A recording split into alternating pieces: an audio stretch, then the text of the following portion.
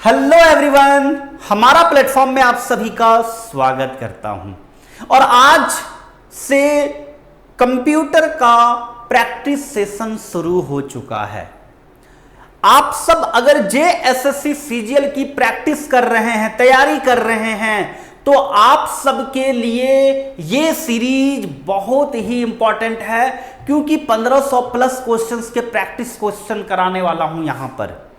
और 1500 plus questions के practice जो कराऊंगा, इसी में से आपके एग्जाम में आने की संभावना 99% है।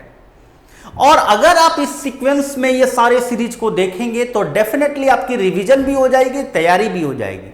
और जिसको कुछ नहीं आता है तो मैं आपको समझा देना चाह रहा हूं कि आपको 3 तरीके से कंप्यूटर में यहां से नॉलेज मिलेंगे। एक, कुछ टॉपिक वाइज थ्योरी क्लासेस मिलेंगे।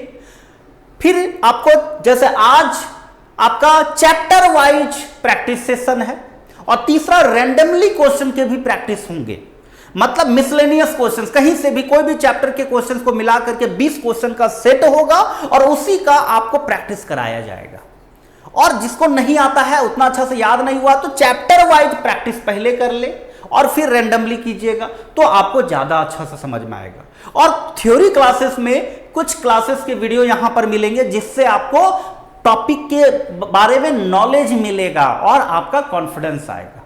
तो जेएसएससी सीजीएल में 20 क्वेश्चन पूछे जाएंगे और ये 20 क्वेश्चंस के लिए ये बहुत इंपॉर्टेंट है सीरीज। तो चलिए स्टार्ट करते हैं। तो पहला सवाल आप देखिए यहां पर कि each component of your computer is what, मतलब आपके कंप्यूटर का प्रत्येक घटक क्या कहलाता है।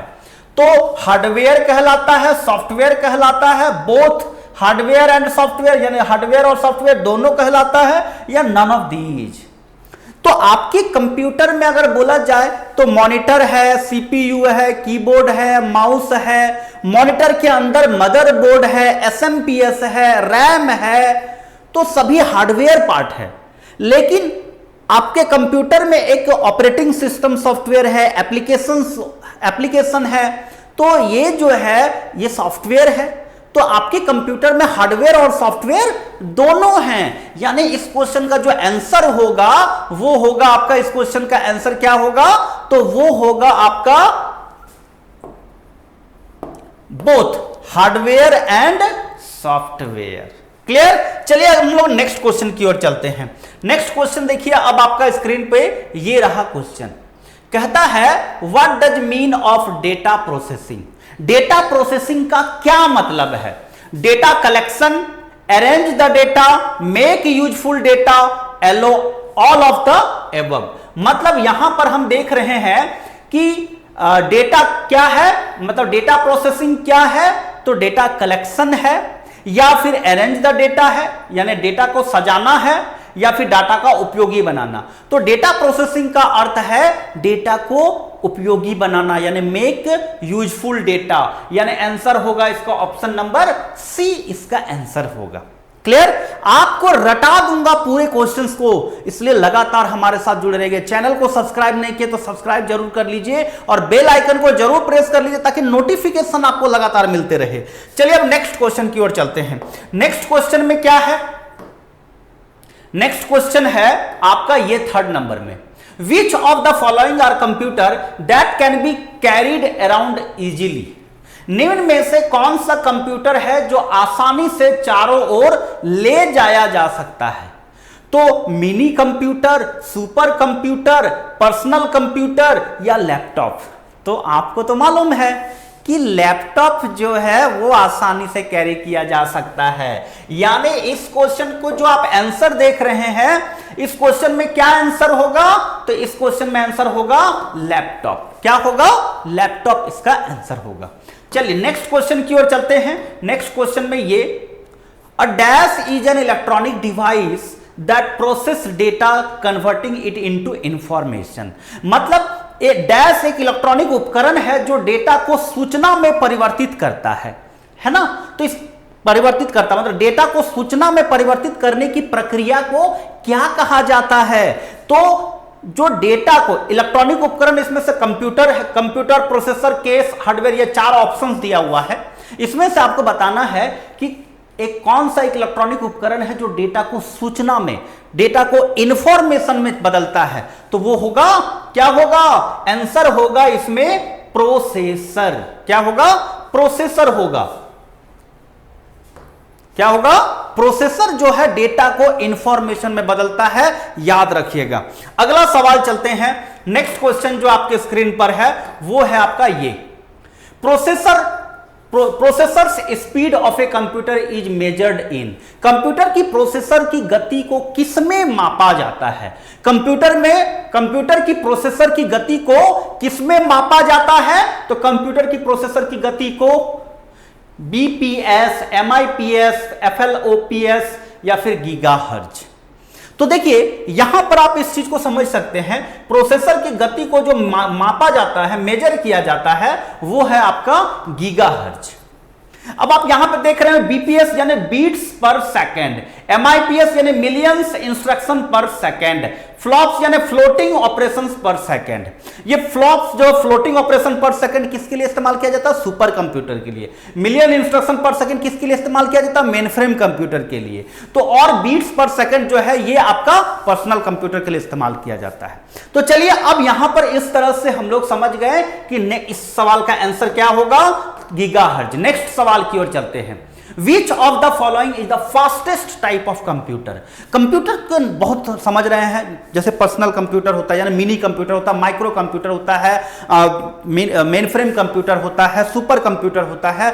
तो आपको यहां पर देखना है कि निम्न में से सबसे फास्टेस्ट कंप्यूटर कौन सा है। तो हम लोग जानते हैं कि ये सुपर कंप्यूटर सबसे फास्टेस्ट कंप्यूटर है। अभी क्वांटम कंप्यूटर भी आ रहा है, लेकिन यहां पर सुपर कंप्यूटर है नहीं।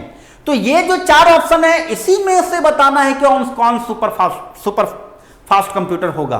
तो सबसे फास्टेस्ट कंप्यूटर इसमें से कौन सा होगा? लैपटॉप है, वर्क स्टेशन है, पर्सनल कंप्यूटर है और मेन फ्रेम कंप्यूटर है।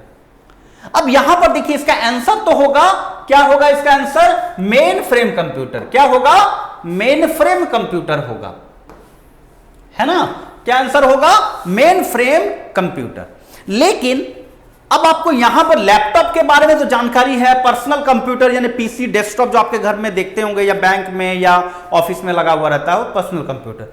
मेन फ्रेम कंप्यूटर जो बड़े बड़े मतलब जैसे अगर बोला जाए कि बैंकों में सारे बैंकों को नेटवर्क को कनेक्ट करने के लिए मेन फ्रेम कंप्यूटर का इस्तेमाल किया जाता है ना? जैसे मान लीजिए सपोज शहर में जैसे डिस्ट्रिक्ट में वगैरह ये जो है सभी डिस्ट्रिक्ट्स के बैंकों के कंप्यूटर को कनेक्ट करने के लिए मेन फ्रेम कंप्यूटर का इस्तेमाल कर सकते हैं। अब यहां पर वर्क स्टेशन की बात करते हैं। ये आपको नया लग रहा होगा कि वर्क स्टेशन क्या है। तो वर्क स्टेशन जो है, जैसे आप देखते होंगे कि एडिटिंग के लिए इस्तेमाल किया जाता है, 3D के लिए किया जाता है, एनिमेशन के लिए किया जाता है ना? इंजीनियर्स जो इस्तेमाल करते हैं, तो ये उस टाइप के जो कंप्यूटर होते हैं, ये एक प्रकार का पर्सनल कंप्यूटर ही होता है, लेकिन थोड़ा एडवांस वर्जन में होता है ना? उसमें ग्राफिक्स होते हैं, है ना? 3D एनिमेशंस के लिए एनिमेशंस होते हैं, एनिमेशंस कर सकते हैं। उसके बाद फिर आपका जैसे इंजीनियर जो है अपना जो काम करते हैं, तो उसके लिए भी वो जो कंप्यूटर होता है उसको वर्क स्टेशन कहा जाता है। चलिए अब नेक्स्ट क्वेश्चन की ओर चलते हैं। तो इस क्वेश्चन का आंसर क्या होगा? सबसे फास्टेस्ट इस चार ऑप्शन में से मेन फ्रेम, लेकिन हालांकि सबसे फास्टेस्ट सुपर कंप्यूटर है। चलिए नेक्स्ट सवाल चलते हैं। यहां पर देखिए, which of the following refers to the fastest, biggest and most expensive computer. निम्न में से कौन सा सबसे बड़ा, सबसे तेज और सबसे महंगी कंप्यूटर है? तो अगर बोला जाए कि which of the following refers to the fastest, biggest and most expensive computer, तो निम्न में से कौन सा सबसे बड़ा, सबसे तेज और सबसे महंगा कंप्यूटर है? तो पर्सनल होगा, सुपर होगा, लैपटॉप होगा, मेन फ्रेम होगा। बताइए, दिमाग लगाइए, आप क्या कह रहे हैं? तो इसका आंसर होगा सुपर कंप्यूटर। क्या होगा? सुपर कंप्यूटर जो है सबसे फास्टेस्ट, बिगेस्ट और मोस्ट एक्सपेंसिव कंप्यूटर कहलाता है। चलिए नेक्स्ट चलते हैं। नेक्स्ट क्वेश्चन में क्या कह रहा है, ये देखिए, the basic goal of computer, है ना? The basic goal of computer process is to convert data into. जो कंप्यूटर जो होता है ना, उसका बेसिक गोल क्या होता है? तो क्या होता है? कन्वर्ट किस में करना होता है? तो डेटा इनटू किस में? कंप्यूटर प्रोसेस का मूल लक्ष्य डेटा को है किस में परिवर्तित करना? डेटा को किसमें परिवर्तित करना मूल लक्ष्य होता है? तो डेटा को परिवर्तित करने का क्या मूल लक्ष्य होता है? तो इंफॉर्मेशन में, डेटा को इंफॉर्मेशन में बदलना मूल लक्ष्य होता है। डेटा को इंफॉर्मेशन में बदलना मूल लक्ष्य होता है। चलिए अगला सवाल देखिए यहां पर, personal computer can be connected together to form a, व्यक्तिगत कंप्यूटर को डैश से एक साथ जोड़ा जा सकता है। व्यक्तिगत कंप्यूटर को डैश से एक साथ जोड़ा जा सकता है। सर्वर, सुपर कंप्यूटर, नेटवर्क और एंटरप्राइज। तो अगर हम बात करें कि यहां पर व्यक्तिगत कंप्यूटर, पर्सनल कंप्यूटर जो हम लोग चलाते हैं ना, ये पर्सनल कंप्यूटर में आते हैं। तो पर्सनल कंप्यूटर को कनेक्ट करने के लिए, एक साथ पर्सनल कंप्यूटर को कनेक्ट करने के लिए किसके साथ कनेक्ट किया जाता है? तो इसका आंसर होगा, क्या होगा? नेटवर्क होगा, है ना? क्या व्यक्तिगत कंप्यूटर को नेटवर्क से एक साथ जोड़ा जा सकता है। ठीक है, चलिए अगला सवाल चलते हैं। ये देखें, control shift and alt are called. Control shift और अल्ट जो है वो कौन सा की कहलाता है? जब आपको एक क्लास में स्पेशली थ्योरी बताऊंगा जिसमें आपको की के बारे में डिटेल्स में नॉलेज दूंगा।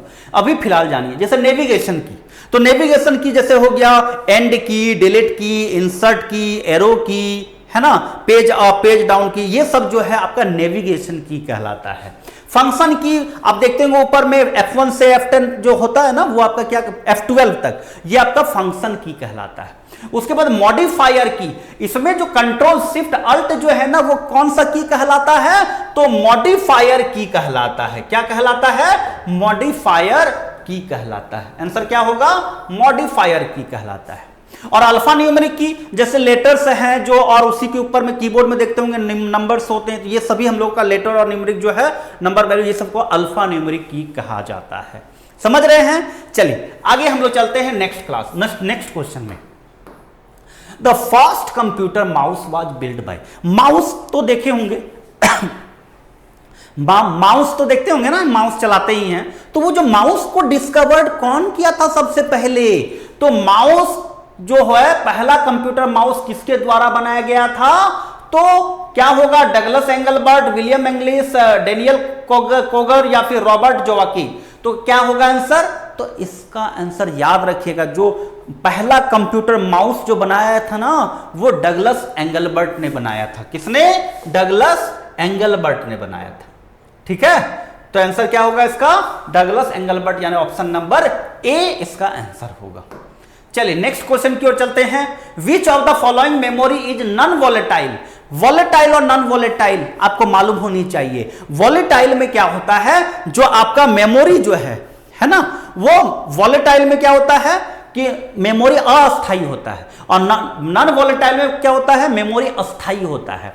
तो यहां पर जैसे S RAM, ROM, D RAM, all of this, तो which of the following memory is non volatile? तो वॉलेटाइल में परमानेंट रहता, अस्थायी रहता, मतलब परमानेंट नहीं रहता है वॉलेटाइल में, है ना, और नॉन वॉलेटाइल में परमानेंट रहता है। तो यहां पर रैम में जो है डेटा जो है वो अस्थायी रहता है ना, परमानेंट नहीं रहता है रैम में। पावर ऑफ डेटा खत्म। तो यहां पर स्टैटिक रैम और डायनेमिक रैम में भी स्टैटिक रैम और डायनेमिक रैम होता है। जब मैं मेमोरी से स्पेशल क्लास दूंगा तो डिटेल्स में बताऊंगा। यहां पर स्टैटिक रैम और डायनेमिक रैम होता है। कभी कभी एस रैम डी रैम का फुल फॉर्म दे दे तो स्टैटिक रैंडम एक्सेस मेमोरी और डायनेमिक रैंडम एक्सेस मेमोरी। तो ये दोनों क्या है? आपका वॉलेटाइल मेमोरी है, क्योंकि इसमें अस्थायी है, मेमोरी परमानेंट नहीं रहता, पावर ऑफ डेटा खत्म। लेकिन रोम जो है, जिसको कहते हैं read only memory, read only memory, ये आपका नॉन वॉलेटाइल है। ठीक है, चलिए अब अगला चलते हैं नेक्स्ट क्वेश्चन। यानी इसका जो आंसर होगा वो आप दिमाग में रखिए कि इसका आंसर होगा आपका ये रोम होगा। क्या होगा? रोम, यानी रीड ओनली मेमोरी। पर दिमाग में रखिएगा फुल फॉर्म। चलिए नेक्स्ट सवाल चलते हैं। Time during which a job is processed by the computer is, उस समय को क्या कहेंगे जिसके दौरान कंप्यूटर कोई काम करता है? तो कंप्यूटर जब कोई काम करता है ना, मान लीजिए कुछ कमांड हम दिए या कुछ भी हम काम करने दिए, तो जो आउटपुट यानी रिजल्ट आने में जो समय लगता है, तो उस दौरान जो समय लगता है उसको हम लोग क्या कहते हैं?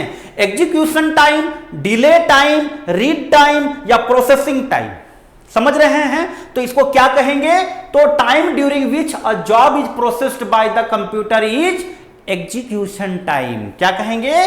उसको हम लोग एग्जीक्यूशन टाइम कहते हैं, है ना। जब हम लोग कोई कंप्यूटर में कोई कंप्यूटर में कोई काम करने कहा जाता है और जो समय लगता है उसको हम लोग क्या कहते हैं? Execution time. अंडरस्टूड? चलिए नेक्स्ट सवाल चलते हैं। अगला सवाल है यहां पर, transformation of input into output is performed by, है ना। इनपुट को आउटपुट के रूप में परिवर्तन किसके द्वारा किया जाता है? इनपुट को आउटपुट के रूप में परिवर्तन पेरिफेरल्स, मेमोरी, स्टोरेज या फिर सीपीयू। पेरिफेरल्स क्या होता जानते हैं? जैसे आपके कंप्यूटर में जो सेंट्रल प्रोसेसिंग यूनिट यानी सीपीयू जो होते हैं ना, उससे जितने भी पार्ट्स कनेक्टेड होते हैं वो सभी पेरिफेरल डिवाइसेज होते हैं। समझ रहे हैं? जो आपके कंप्यूटर में जो मतलब जितने, जैसे कीबोर्ड हो गया, मॉनिटर हो गया, माउस हो गया, ये सभी क्या है? पेरिफेरल डिवाइसेज है। और एक होता है कंपोनेंट्स ऑफ कंप्यूटर। तो जो सेंट्रल प्रोसेसिंग यूनिट के अंदर यानी एसएमपीएस, मदरबोर्ड, ये सब जो है कंपोनेंट्स ऑफ कंप्यूटर कहलाएगा। लेकिन पेरिफेरल जो है उसको हम लोग कहते हैं, जैसे सीपीयू से जो तार के द्वारा जो बाकी सब पार्ट्स कनेक्टेड होते हैं ना, उसको, जैसे मॉनिटर हो गया, आपका प्रिंटर हो गया, माउस हो गया, कीबोर्ड हो गया, स्पीकर हो गया, माइक्रोफोन हो गया, ये सभी पेरिफेरल्स कहलाते हैं। और कंपोनेंट्स जो सीपीयू के अंदर जो डब्बा टाइप का होता है ना, उसके अंदर जो होते हैं वो होते हैं आपका कंपोनेंट्स ऑफ कंप्यूटर। अगर आपको पूछा जाए मदरबोर्ड पेरिफेरल है या कंपोनेंट्स है, तो आपको बताना होगा कंपोनेंट्स। समझ रहे हैं? चलिए, तो यहां पर इनपुट को आउटपुट के रूप में परिवर्तन किसके द्वारा किया जाता है? तो पेरिफेरल्स या फिर मेमोरी या स्टोरेज या फिर सीपीयू। तो सेंट्रल प्रोसेसिंग यूनिट के थ्रू से आपका इनपुट को आउटपुट के रूप में बदला जाता है। यानी आंसर क्या होगा आपका? सीपीयू। सीपीयू का फुल फॉर्म जानते होंगे, सेंट्रल प्रोसेसिंग यूनिट, याद रखिएगा। चलिए अगला सवाल चलते हैं। यहां पर 15 नंबर में देखिए, what of the information system would be recognized by digital circuit. Digital circuit द्वारा किस प्रकार की सूचना प्रणाली को मान्यता दी जाती है? तो डिजिटल सर्किट के द्वारा hexadecimal system, binary system, both hexadecimal and binary system या ओनली रोमन सिस्टम। तो डिजिटल सर्किट द्वारा जो प्रणाली को सूचना प्रणाली को मान्यता दी गई है वो है आपका, आप दिमाग लगा लिए होंगे, क्या होगा? बाइनरी सिस्टम को, है ना। बाइनरी सिस्टम को डिजिटल सर्किट द्वारा सूचना प्रणाली को मान्यता दी गई। मतलब what of information system would be recognized by digital circuit? तो बाइनरी सिस्टम। चलिए नेक्स्ट सवाल की ओर चलते हैं और 5 क्वेश्चन है इसमें। Who is the father of modern computer? Modern computer क्या आपको यहां पे बताना, फादर कौन है? तो मॉडर्न कंप्यूटर का जो है फादर कौन कहलाते हैं? तो ब्लेज पास्कल या चार्ल्स बेबेज। क्या होगा? तो चार्ल्स बेबेज को जो है हम लोग कहते हैं father of modern computer. Charles Babbage को फादर ऑफ मॉडर्न कंप्यूटर कहा जाता है और ब्लेज पास्कल को फर्स्ट मैकेनिकल इलेक्ट्रिकल कंप्यूटर के मतलब कहा जाता है कि जो फर्स्ट मैकेनिकल इलेक्ट्रिकल कंप्यूटर जो बनाए थे वो बनाए थे ब्लेज पास्कल। फर्स्ट यांत्रिक कंप्यूटर जो बनाए थे वो कौन बनाए थे? तो फर्स्ट मैकेनिकल इलेक्ट्रिकल कंप्यूटर जो बनाए थे वो बनाए थे ब्लेज पास्कल। लेकिन मॉडर्न यानी आधुनिक कंप्यूटर का जनक यानी फादर किसको कहा गया है? चार्ल्स बेबेज को। क्लियर? चलिए अगला सवाल चलते हैं 17 नंबर को, 17 नंबर में। Information on a computer is stored as. Computer पर जानकारी डैश के रूप में क्या संग्रहित किया जाता है? कंप्यूटर में जो इंफॉर्मेशन जो है स्टोर किया जाता है वो किस फॉर्मेट में किया जाता है?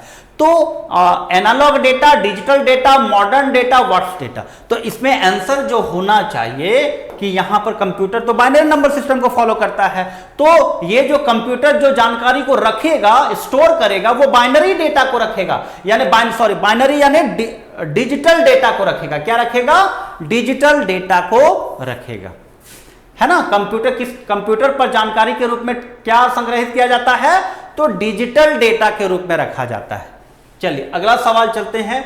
यहां पर 17 हो गया, 18 नंबर में हेल्प मेनू। कभी कभी कंप्यूटर में कुछ नहीं समझ में आता तो हेल्प का हम लोग को खोजना पड़ता है कि हेल्प कहाँ जाके इंफॉर्मेशन मिल सके सब कुछ। तो वो हेल्प मेनू जो का अवेलेबल कहां पर पाया जाता है? हेल्प मेनू कहां पर पाया जाता है? एंड बटन पर, स्टार्ट बटन पर, टर्न ऑफ में, रीस्टार्ट पर। तो जो हेल्प मेनू का जो हम लोग खोजेंगे तो कहां पर खोजेंगे? तो स्टार्ट पे जाएंगे तो वहां पर आपको हेल्प मेनू अवेलेबल होंगे। यानी इस सवाल में जो आप देख रहे हैं आंसर होगा स्टार्ट बटन। क्या होगा? स्टार्ट बटन में आपको हेल्प मेनू देखने को मिलेंगे। अगला सवाल चलते हैं। नेक्स्ट क्वेश्चन है, ये देखिए 19 नंबर में, CPU scheduler is also known as. CPU scheduler क्या है? सबसे पहले आपके दिमाग में आनी चाहिए कि सीपीयू शेड्यूलर क्या है। तो सीपीयू में मतलब कंप्यूटर में जब हम लोग प्रोसेसिंग होता है तो बहुत सारे काम एक साथ होते हैं। तो एक साथ होते हैं तो काम 1 by 1 होने चाहिए। तो वो जो शेड्यूल करता है ना, उसी को हम लोग कहते हैं सीपीयू शेड्यूल। और इसी को हम लोग क्या कहेंगे? सीपीयू शेड्यूल को और क्या कहा जा सकता है? तो शॉर्ट टर्म शेड्यूल, क्योंकि कम समय में ही वो एक के बाद एक होता है तो उसी को हम लोग कहते हैं शॉर्ट टाइम शेड्यूल। तो यहां पर आंसर क्या हो जाएगा? Short time schedule. क्लियर? तो आंसर क्या होगा इसका जो आंसर होगा option number B, short time schedule. चलिए नेक्स्ट सवाल चलते हैं। ये देखिए, to access a main frame और सुपर कंप्यूटर यूज्ड नीड, है ना। मेन फ्रेम और सुपर कंप्यूटर को कनेक्ट करने के लिए क्या इस्तेमाल किया जाता है? मेन फ्रेम और सुपर कंप्यूटर को जोड़ने के लिए उपयोगकर्ताओं को क्या आवश्यक होता है? तो जब मेन फ्रेम कंप्यूटर को सुपर कंप्यूटर के साथ कनेक्ट करने जोड़ने के लिए हम लोगों को यहां पर नोड का जरूरत होता है, या लैपटॉप का, या सीपीयू का, या टर्मिनल का। तो आपको दिमाग में याद रखना है कि जब कभी भी मेन फ्रेम को सुपर कंप्यूटर के साथ कनेक्ट करेंगे तो आपको यहां पर टर्मिनल का इस्तेमाल किया जाता है। क्या आंसर होगा? टर्मिनल। क्या होगा? टर्मिनल का इस्तेमाल किया जाता है। समझ गए? तो आज 20 क्वेश्चंस का मैंने ये जो क्वेश्चन सेट लेकर के आया हूं, इसी तरह से आपको सेट ऑफ क्वेश्चंस आपको मतलब मिलते रहेंगे। और ये जो सेट जो है आप प्रैक्टिस कीजिएगा चैप्टर वाइज, तो चैप्टर पर कमांड होगा। और मिसलेनियस जब आपको देंगे तो आपको कंप्लीट कॉन्फिडेंस हो जाएगा। और थ्योरी भी क्लासेस देंगे जिससे आपको कुछ टॉपिक पर एक अच्छा कॉन्सेप्ट बैठ जाएगा, जिससे आपको एकदम लगेगा कि 20 क्वेश्चन में 20 क्वेश्चन तो नहीं, समझ लीजिए 18 प्लस तो जरूर सही मार देंगे। ये आपकी कॉन्फिडेंस आ जाएगी। तो चलिए आप लोगों को मैं बता दूं कि ये जो चैनल आप देख रहे हैं, अगर आप चैनल को सब्सक्राइब नहीं किए हैं तो सब्सक्राइब कर लें और बेल आइकन को जरूर प्रेस करें, क्योंकि लगातार नोटिफिकेशन आपको मिलेगी, सही टाइम पर मिलेगी। और सिर्फ मैथ, रीजनिंग, कंप्यूटर ही नहीं, और भी कुछ सब्जेक्ट के यहां पर क्लासेस चलने वाले हैं। पूरी टीम हमारे साथ जुड़ने वाली है। और आपको बता दूं कि यहां पर आपको क्लासेस जो मिलेंगे फुल्ली डेडिकेशन के साथ आपके एग्जाम को क्वालिफाई कराने के लिए।